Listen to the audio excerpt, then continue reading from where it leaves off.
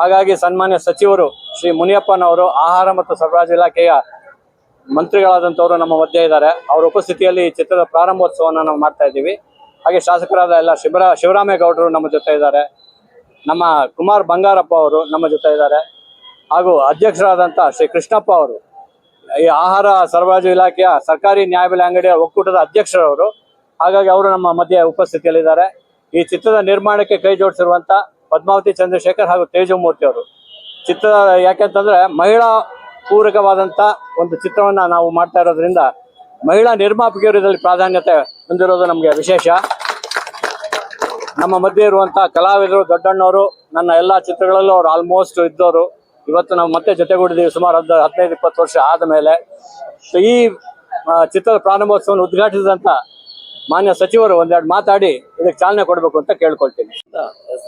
ಪದ್ಮಾವತಿ ಚಂದ್ರಶೇಖರ್ ಅವರು, ತೇಜಮೂರ್ತಿ ಅವರು ಮತ್ತು ನಿರ್ದೇಶನ ಮಾಡಿರುವಂಥ ಪವನ್ ಬಿ ರಾಮಮೂರ್ತಿ ಅವರೇ, ನಮ್ಮ ಮಾಜಿ ಸಂಸತ್ ಸದಸ್ಯರು ಶಾಸಕರು ಆದಂಥ ಶಿವರಾಮೇಗೌಡರೇ, ದೊಡ್ಡಣ್ಣವರೇ,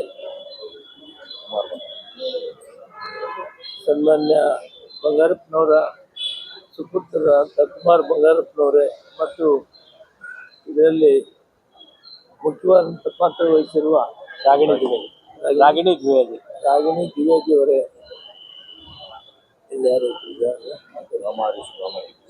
ಮಾಮ ಹರೀಶ್ ಸ್ವಾಮಿಗಿರಿ, ಅವ್ರ ಸಾರಥಿ ವಿಜಯ್ ಸಿಂಹ ಮತ್ತು ಎಲ್ಲ ಮುಖಂಡರೇ.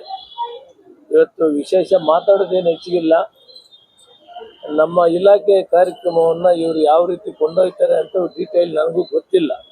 ಇವರು ನಮ್ಮ ಕೃಷ್ಣಪ್ಪನವರು ಮತ್ತು ಮಾಮ ಹರೀಶ್ ಬಂದು ಇದನ್ನು ನೀವು ಉದ್ಘಾಟನೆ ಮಾಡಬೇಕು ಅಂತ ಹೇಳಿದ್ರು. ಸದುದ್ದೇಶದಿಂದ ನಾನು ಉದ್ಘಾಟನೆ ಮಾಡ್ತಾ ಇದ್ದೀನಿ. ಇದು ಒಂದು ಸಂದೇಶವನ್ನು ಕೊಡಬೇಕು. ಸರ್ಕಾರ ನ್ಯಾಯಬೆಲೆ ಅಂಗಡಿಯನ್ನು ಯಾಕೆ ಮಾಡಿದೆ, ಯಾವ ಉದ್ದೇಶಕ್ಕೆ ಮಾಡಿದೆ, ಅದರ ಫಲ ಹೇಗಿರ್ತದೆ ಮತ್ತು ಡಿಮೆರಿಟ್ಸ್ ಏನಾಗ್ತಾ ಇದೆ ಅನ್ನೋದು ಕೂಡ ಮನವರಿಕೆ ಮಾಡಿ. ಇದರಲ್ಲೇನು ಮುಚ್ಚುಮರೆ ಏನಿದೆ ಗೊತ್ತಾಗಬೇಕು ನಮಗೂ. ವಾಸ್ತವಾಂಶದ ಮೇಲೆ ಸರ್ಕಾರಿ ನ್ಯಾಯಬೆಲೆ ಅಂಗಡಿ ಯಾವ ರೀತಿ ನಡೀತಾ ಇದೆ ಅನ್ನೋದನ್ನು ತಿಳಿಸ್ಬೇಕು. ಭಾರತ ಸರ್ಕಾರ, ನಾನು ಕೇಂದ್ರದಲ್ಲಿ ಮಂತ್ರಿ ಇದ್ದೆ. 2013 ನ್ಯಾಷನಲ್ ಫುಡ್ ಸೆಕ್ಯೂರಿಟಿ ಆಕ್ಟ್ ಅಂತ ಒಂದು ಕಾನೂನು ಅಂತದ್ದು UPA ಸರ್ಕಾರದಲ್ಲಿ ಮನಮೋಹನ್ ಸಿಂಗ್ ಅವರು ಪ್ರಧಾನಮಂತ್ರಿ, ಸೋನಿಯಾ ಗಾಂಧಿ ಅವರು UPA ಚೇರ್ಮನ್ ಇದ್ದರು. ಮೂಲ ಉದ್ದೇಶ ಈ ಭಾರತ ದೇಶದ ಕಟ್ಟಡಪಡೆ ಪ್ರಜೆ ಯಾವ ರೀತಿ ಜನರಿಗೆ ಸರ್ಕಾರದ ವತಿಯಿಂದ ಸೇರ್ತಾ ಇದೆ, ಸರ್ಕಾರ ಯಾವ ರೀತಿ ಕೊಡ್ತಾ ಇದೆ, ನ್ಯಾಯಬೆಲೆ ಅಂಗಡಿಯವರು ಯಾವ ರೀತಿ ವಿತರಣೆ ಮಾಡ್ತಾ ಇದ್ದಾರೆ, ಇದರ ನ್ಯೂನತೆಗಳೇನು, ನಮಗೂ ಸರ್ಕಾರಕ್ಕೂ ಕೂಡ ಏನಾದರೂ ತಿದ್ದುಪಡಿ ಮಾಡುವಂತಿದ್ರೆ ಸಲಹೆ ಮಾಡಿದ್ರೆ ನಾವು ಮಾಡ್ಕೊಳ್ತೀವಿ. ಬಟ್ ಒಟ್ಟಾರೆ ಇದು ಯಾವ ಉದ್ದೇಶಕ್ಕಾಗಿ ನಾವು ಮಾಡಿದ್ದೀವಿ ಅದು ಸಫಲವಾಗಬೇಕು. ನಿಮ್ಮ ಚಿತ್ರ ಏನು ಮಾಡ್ತಾ ಇದ್ದೀರಿ ಅದು ನಮಗೂ ಒಂದು ಸಂದೇಶ ಇರಬೇಕು, ದೇಶಕ್ಕೊಂದು ಸಂದೇಶ ಇರಬೇಕು. ಇದೊಂದು ಮಹತ್ತರವಾದ ಕಾರ್ಯವನ್ನು ಭಾರತ ಸರ್ಕಾರ, UPA ಸರ್ಕಾರ ಪ್ರಾರಂಭ ಮಾಡಿತು. ಅದನ್ನು ಈಗ ನಡೀತಾ ಇರುವಂಥ BJP ಸರ್ಕಾರ ಕೂಡ ಮುಂದುವರಿಸಿದೆ. ಜೊತೆಗೆ ನಾವು ಭಾರತ ಸರ್ಕಾರ ಕೂಡ 5 kg ಜೊತೆಗೆ ನಾವು 5 kg ಸೇರಿಸಿ ಈಗ 10 kg ಅನ್ನು ಕೊಟ್ಟು ಸಮೃದ್ಧಿಯಾಗಿ ನಾವು ಯಾರಿಗೂ ಕೂಡ ನಮಗೆ ದವಸ ಧಾನ್ಯಗಳಿಲ್ಲ, ನಾವು ಕಷ್ಟದಲ್ಲಿದ್ದೀವಿ ಅಂತ ಭಾವನೆ ಬರಬಾರ್ದು ಅಂತ ಈ ಒಂದು ಘೋಷಣೆಯನ್ನು ಮಾಡಿದ್ದೀವಿ, ಜಾರಿಯನ್ನು ಮಾಡಿ ಸದುಪಯೋಗ ಮಾಡ್ಕೊಳ್ಬೇಕಂತ ನನ್ನ ಭಾವನೆ. ಜೊತೆಗೆ ಈ ಚಿತ್ರದಲ್ಲಿ ವಿಶೇಷವಾದಂಥ ವಿಷಯಗಳನ್ನು ಮನವರಿಕೆ ಮಾಡಿ ಯಾವ ರೀತಿ ಸರ್ಕಾರ ಇದನ್ನು ಸಾಮಾನ್ಯ ಜನರಿಗೆ, ಕಡೆಯ ಬಡವರಿಗೆ ನಾವು ಮುಟ್ಟಿಸುವಂಥ ಕೆಲಸವನ್ನು ಮಾಡಿದ್ದೀನಿ, ಅದು ಸಂದೇಶ ಇರಲಿ ಅಂತ ಹೇಳ್ತಾ ನೀವು ಈ ಕಾರ್ಯಕ್ರಮಕ್ಕೆ ಪ್ರಯತ್ನ ಮಾಡಿದ್ದೀರಿ. ಪ್ರೊಡ್ಯೂಸರ್ಸ್ ಆಗಲಿ, ನಿರ್ಮಾಪಕರಾಗಲಿ, ನಿರ್ದೇಶಕರಾಗಲಿ ಎಲ್ರಿಗೂ ಕೂಡ ನಿಮ್ಮ ಕಾರ್ಯಕ್ರಮದಲ್ಲಿ ನೀವು ಯಶಸ್ವಿಯಾಗಲಿ, ಇದು ಒಂದು ಸಂದೇಶ ಆಗಲಿ ಕರ್ನಾಟಕ ರಾಜ್ಯಕ್ಕೆ ಅಂತೇಳಿ ಅವರಿಗೆ ನಾನು ಹೇಳ್ತೀನಿ. ಭಗವಂತ ಗಂಗಾಧರ ಸ್ವಾಮಿ ಸನ್ನಿಧಿಯಲ್ಲಿ ಕೆಲಸವನ್ನು ಮಾಡಿದ್ರಿ, ಆ ಭಗವಂತ ನಿಮಗೆಲ್ಲ ಶಕ್ತಿಯನ್ನು ಕೊಟ್ಟು. ಚಲನಚಿತ್ರಗಳು ಈ ದೇಶದಲ್ಲಿ ಬಂದು ಜನರ ಜೀವನವನ್ನು ಬೇರೆ ಬೇರೆ ರೀತಿಯಲ್ಲಿ ತೆಗೆದುಕೊಂಡು ಹೋಗ್ತಕ್ಕಂಥ ಸುದ್ದಿವಾಹಿನಿಗಳಾಗಿ ಕೆಲಸ ಬಹಳ ಅರ್ಥಗರ್ಭಿತವಾಗಿ ಕೆಲಸ ಮಾಡಿದ್ದಾರೆ. ಬಹಳ ಹೆಸರುಗಳನ್ನ ನೋಡಿದ್ವಿ, ಒಳ್ಳೊಳ್ಳೆ ಹೆಸರು, ಒಳ್ಳೊಳ್ಳೆ ಫಿಲಮ್ಗಳೆಲ್ಲ ಬಂದು ಈ ಸಾರ್ವಜನಿಕರ ಉದ್ಧಾರಕ್ಕೆ ಬಹಳ ಹೆಲ್ಪ್ ಆಗಿರ್ತಕ್ಕಂಥದ್ದು ನಾವು ನೋಡಿದ್ದೀವಿ. ಆದ್ರೆ ಇವತ್ತು ನ್ಯಾಯಬೆಲೆ ಅಂಗಡಿ ಅಂತಕ್ಕಂಥ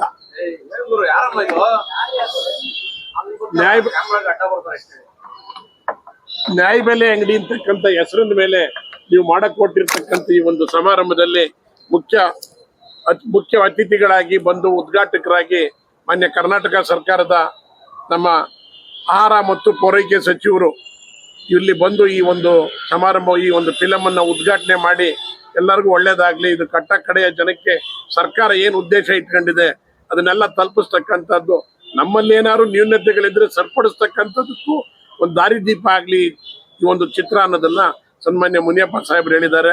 ಹಾಗೇನೆ ಸನ್ಮಾನ್ಯ ರಾಮಮೂರ್ತಿ ಅವರು ಚಿತ್ರ ಈಗಾಗಲೇ ಬಹಳ 2-3 ಚಿತ್ರನ ನಿರ್ಮಾಪನೆ ಮಾಡಿ ಜನತೆಗೆ ಮುಂದಿಟ್ಟಿದ್ದಾರೆ. ಈ ಒಂದು ಚಿತ್ರ ಅವ್ರ ಕೈನಲ್ಲಿ ಬರ್ತಾ ಇರ್ತಕ್ಕಂಥದ್ದು ಬಹಳ ಯಶಸ್ವಿಯಾಗಿ, ಇದು ಏನಾಗಿದೆ ಅಂತ ಹೇಳಿದ್ರೆ ಈ ಒಂದು ನ್ಯಾಯಬೆಲೆ ಅಂಗಡಿ ಅಂತಕ್ಕಂಥದ್ದು ಸರ್ಕಾರ ಲಕ್ಷಾಂತರ ಕೋಟ್ಯಾಂತರ ರೂಪಾಯಿಗಳು ಕೊಡ್ತದೆ. ನೀವು ಹೇಳ್ದಂಗೆ ಮುನಿಯಪ್ಪ ಸಾಹೇಬ್ರು ಹೇಳ್ದಂಗೆ ಕೇಂದ್ರ ಸರ್ಕಾರ ಇರ್ಬೋದು, ರಾಜ್ಯ ಸರ್ಕಾರ ಇರ್ಬೋದು. ಸಿದ್ದರಾಮಯ್ಯ ಸಾಹೇಬ್ರು ಫಸ್ಟ್ ಅಧಿಕಾರಿಗೆ ಬಂದಾಗ ನಾನು ದೊಡ್ಡಣ್ಣ ನಮ್ಮ ಕುಮಾರ್ ಬಂಗಾಪುರ ಜೊತೆಗೆ ನನ್ಗೇನ್ ಕಾಸಿಲ್ಲ, ಕರೆಮಣಿ ಇಲ್ಲ, ಡ್ರೆಸ್ಸು ನಾನೇ ಹಾಕೊಂಡ್ಬರ್ತೀನಿ, ಕ್ಲೀನಾಗಿ ಒಂದು ಪಿಕ್ಚರ್ ಮಾಡೋಣ 1-3-4. ಈಗ ಆ ಒಂದು ಯುಗ ಮುಗ್ದಿದೆ, ಪೊಲಿಟಿಕಲ್ ಕಡಿಮೆ ಆಗಿದೆ, ಇಲ್ಲಾರು ಮಾಡೋಣ ಅಂತ ಹೇಳಿದ್ದೀನಿ. ನನಗೊಂದು ಅವಕಾಶ ಆಗ್ಬೇಕು ಕುಮಾರಣ್ಣ, ನನ್ನ ಇತರ ನಿನ್ ಜೊತೆ ಹಾಗೇನೆ ಹಾಗೇನೆ ಈ ಚಿತ್ರದಲ್ಲಿ ನಟನೆ ಮಾಡ್ಲಿಕ್ಕೆ ಬಂದಿರತಕ್ಕಂಥ ಸಹೋದರಿ ರಾಗಿಣಿ ದ್ವಿವೇದಿ ಅವರೇ, ನಮ್ ಕೃಷ್ಣಪ್ಪ ಇದ್ರ ಹೋರಾಟ ಮಾಡ್ತಾ ಇರೋನು ನಮ್ ಕೃಷ್ಣಪ್ಪ, ನಮ್ಮೂರ್ನವ್ರು, ನಾಗಮಂಗಲದವ್ರು. ಅವನು ನಾನು ಇಬ್ರು ಒಂದೇ ದಿವ್ಸ ಹುಟ್ಟಿರೋದು, ನನ್ನ ಶಿಷ್ಯ, ನನ್ನ ಫ್ರೆಂಡು, ನನ್ನ ಗರಡಿನಲ್ಲೇ ಬೆಳೆದಿರ್ತಕ್ಕಂಥವನು ಅವನು. ನಾನು ಶುಭ ಆಶೀರ್ವಾದ ಮಾಡಿದ್ದೀನಿ ಅವನಿಗೂ.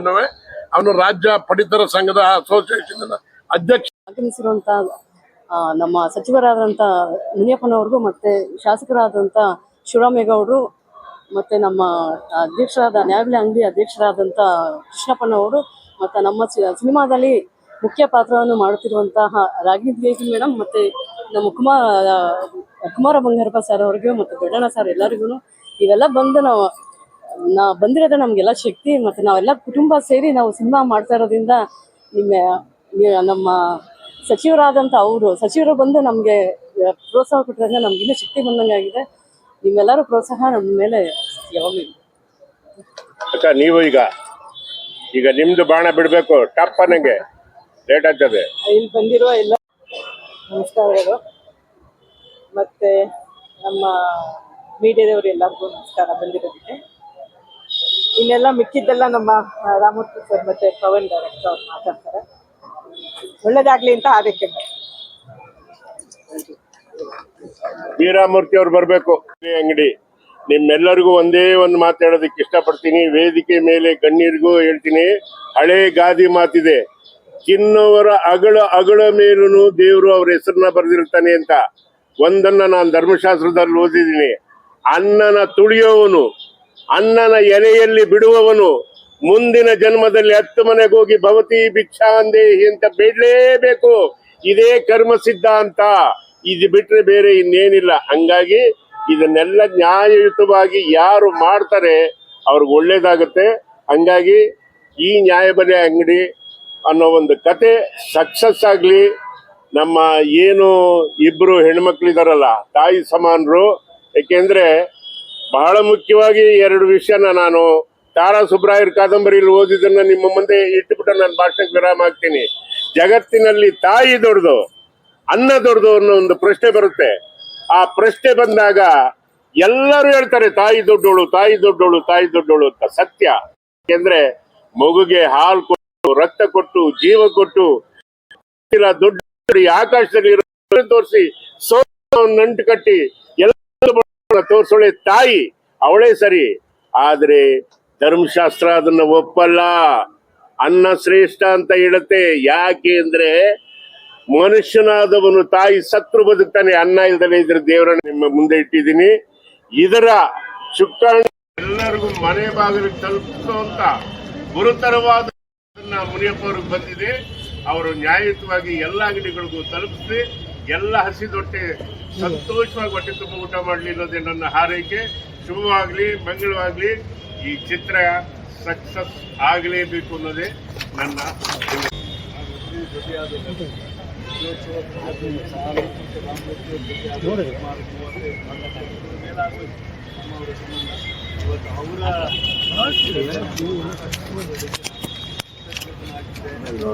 ನಾನು ಅವರಿಗೆ ಶರಣಾಗಿದ್ದೇನೆ ಮತ್ತು ಅವರು ನನ್ನ ಫಿಲಮ್ ಪ್ರೊಡ್ಯೂಸರ್ ಅವರೇ. ಅವರು ನಮ್ಮ COP ಅವರು ನರಸಿಂಹ ಕೃಷ್ಣಪ್ಪನವರು ಈಗಾಗಲೇ ಬಹಳಷ್ಟು ವಿಚಾರಗಳನ್ನು ಹೇಳಿದ್ದಾರೆ ನ್ಯಾಯಬೆಲೆ ಅಂಗಡಿ ಬಗ್ಗೆ, ಮತ್ತು ವಿಶೇಷವಾಗಿ ನಮ್ಮ ಸಹೋದರಿ ಆಗಿರ್ತಕ್ಕಂಥ ರಾಗಿಣಿ ಅವರು ಇವತ್ತು ನಮ್ಮ ಸಹಕಲಾವಿದರಾಗಿರ್ತಕ್ಕಂಥದ್ದು ಒಂದು ಶುಭ ಅಂತೇಳಿ ಹಾರೈಸ್ತೀವಿ. I wish you all the best. Will work very hard and will give the best for this film.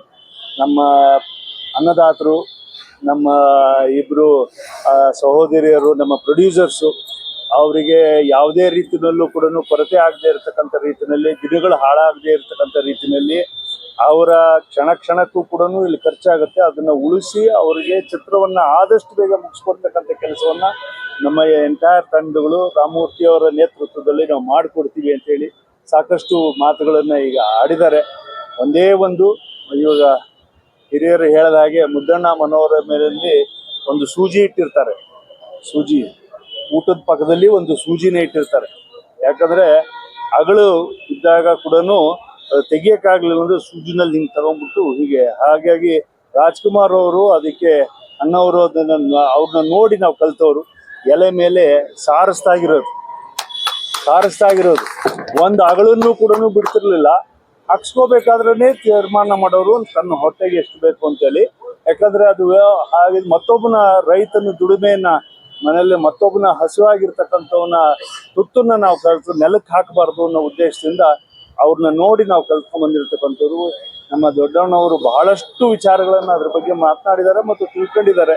ಹಾಗಾಗಿ ಇವತ್ತೊಂದು ಈ ಚಿತ್ರ ನ್ಯಾಯಬೆಲೆ ಅಂಗಡಿ ಬಗ್ಗೆ ಮಾಡ್ತಾ ಇರ್ತಕ್ಕಂಥ ಚಿತ್ರ ಸರ್ವರಿಗೂ ತಲುಪಬೇಕು ಮತ್ತು ಇದು ಒಳ್ಳೆಯ ನಮ್ಮ ಸಮಾಜಕ್ಕೆ ಮಾರ್ಗದರ್ಶಕವಾಗಿ ಇರಬೇಕು ಅಂತಕ್ಕಂಥ ಮಾತಿನೊಂದಿಗೆ ನಮ್ಮದು ಅವಕಾಶ ಚಿತ್ರರಂಗದಲ್ಲಿ ಮಾಡೋದಕ್ಕೆ ಅವಕಾಶ ಕೊಟ್ಟಿದ್ದಕ್ಕೆ ತಮ್ಮೆಲ್ಲರಿಗೂ ಕೃತಜ್ಞತೆಗಳನ್ನು ಮತ್ತು ಅಭಿನಂದನೆಗಳನ್ನ ಸಲ್ಲಿಸ್ತೀನಿ. ನಮಸ್ಕಾರ. ಅನ್ನದಾತರು ಅಂದ್ರೆ ನಿರ್ಮಾಪಕರು, ವೇಮನಾರ್ಯ ಒಂದು ಒಳ್ಳೆ ಮಾತು ಹೇಳ್ತಾನೆ, ಅನ್ನಂ ಪೆಟ್ಟಿನ ವಾಡು ತಂಡ್ರಿ ಅವತಾಡು ಅಂದ್ರೆ ಅನ್ನ ಹಾಕೋನು ತಂದೆ ಸಮಾನ.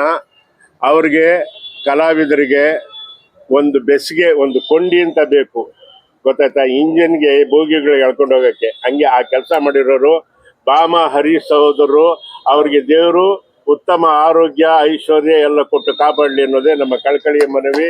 ಇನ್ನೇನಾದ್ರು ಪ್ರಶ್ನೆ ಕೇಳಿದ್ರೆ ಕೇಳ್ಕೋಬಹುದು. ರಾಗಿಣಿ ಮಾತಾಡ್ಬೇಕಾ? ಎಲ್ರಿಗೂ ನಮಸ್ಕಾರ.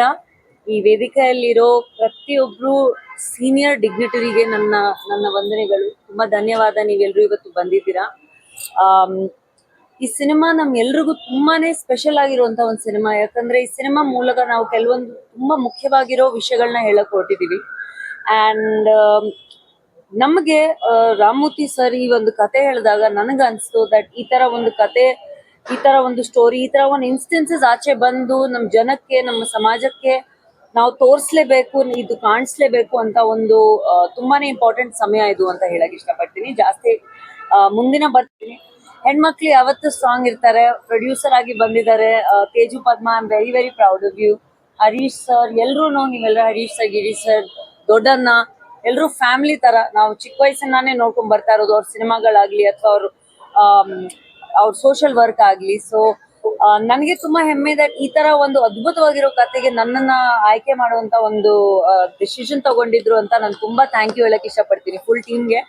ಅಂಡ್ ಈ ಸಿನಿಮಾ ತುಂಬಾನೇ ಅದ್ಭುತವಾಗಿರುತ್ತೆ. So stay tune. Thank you. ಹಾ ಸರ್. ಸರ್, ಇಟ್ಸ್ ಆಕ್ಚುಲಿ ಒಂದು ಚಿಕ್ಕ ಹಳ್ಳಿಯನ್ನ ಒಂದು ತುಂಬಾನೇ ಆಂಬಿಷಿಯಸ್ ಆಗಿರುವಂತ ಒಂದು ಹುಡುಗಿ, how through instances and through ಒಂದು ರಿಯಲಿಸ್ಟಿಕ್ ಆಗಿರುವಂತ ಒಂದು ಇನ್ಸ್ಟೆನ್ಸಸ್ ಮೂಲಕ ಈ ಒಂದು ರಾಷನ್ ಸ್ಕ್ಯಾಮ್ಸ್ ಆಗಿರ್ಬೋದು, ಸ್ಟೋರೀಸ್ ಆಗಿರ್ಬೋದು, ಅಂಗಡಿಗಳಾಗಿರ್ಬೋದು ಅಥವಾ ಸಾಕಷ್ಟು ಕಥೆಗಳಾಗಿರ್ಬೋದು, ಅದನ್ನ ಕನೆಕ್ಟ್ ಆಗ್ತಾರೆ ಅವರು. ಯಾಕಂದ್ರೆ ಒಂದು ಕತೆ ಹೇಳ್ಬೇಕು ಅಂದ್ರೆ ಇಟ್ಸ್ ನಾಟ್ ಅಬೌಟ್ ಯಾವ ತರ ಪಾತ್ರ ಪ್ಲೇ ಮಾಡ್ತೀವಿ. ಒಂದು ಕತೆಗೆ ತಕ್ಕಂತ ಒಂದು ಸಿಚುವೇಶನ್ಸ್ ಕ್ರಿಯೇಟ್ ಆಗ್ಬೇಕು for the film to be related with each other in terms of instances ಅಂತದ್ದು. ಸೊ ತುಂಬಾನೇ ಒಂದು ಸಿಂಪಲ್ ಸ್ಮಾಲ್ ಟೌನ್ ಗರ್ಲ್ ಪಾತ್ರ ಪ್ಲೇ ಮಾಡ್ತಾ ಇದ್ದೀನಿ. ಬಟ್ ಐ ಥಿಂಕ್ ಯಾವತ್ತಾದ್ರೂ ಒಂದು ಕರೆಕ್ಟ್ ಒಂದು ರೀಸನ್ ನಿಂತ್ಕೋಬೇಕು ಅಂದ್ರೆ ಚಿಕ್ಕವ್ರ ದೊಡ್ಡವ್ರ ಮ್ಯಾಟರ್ ಆಗಲ್ಲ, ಒಂದು ಒಳಗಡೆಯಿಂದ ಬರುವಂತ ಒಂದು ಮನ್ಸು. So it's a very rebellious character, but it's a very interesting very mellow character. But ಅದು ಯಾವಾಗಂತ ರೆಬೆಲಿಯನ್ ಆಗುತ್ತೆ, ಕೆಲವೊಂದು ಸ್ಥಿತಿಗಳಲ್ಲಿ ನಮ್ಮ ಲೈಫಲ್ಲಿ ನಾವು ರೆಬೆಲಿಯನ್ ಆಗ್ಬೇಕು ಅಂತ ಒಂದು ಪರಿಸ್ಥಿತಿ ಬರುತ್ತೆ, ಅವಾಗ ಬರ್ಬೇಕು, ನಿಂತ್ಕೋಬೇಕು, ಗೆದ್ದು ಬರ್ಬೇಕು ಅಂತ. ಅದ್ಭುತವಾಗಿ ರಾಮಮೂರ್ತಿ ಅವರು ಅದನ್ನ ನಮ್ಗೆಲ್ಲರಿಗೂ ಮನವರಿಕೆ ಮಾಡಿದ್ದಾರೆ. ನಮ್ಮ ಇದರಲ್ಲಿ ಒಂದು ಸಂಘರ್ಷ ಇದೆ, ಒಂದು ತಿಳುವಳಿಕೆ ಇದೆ, ಒಂದು ಮಾರ್ಗದರ್ಶನ ಇದೆ, ಮತ್ತು ಎಲ್ಲದಕ್ಕಿಂತ ಹೆಚ್ಚಾಗಿ ಒಂದು ಯಶಸ್ಸಿನ ಕಥೆ ಇದೆ. ಹಾಗೆ ಹೋರಾಟ ಮಾಡಿದ್ರೆ ಗೆಲ್ಲಬಹುದು ಅನ್ನೋದು ಆ ನಿಟ್ಟಿನಲ್ಲಿ ಒಂದು ಒಳ್ಳೆಯ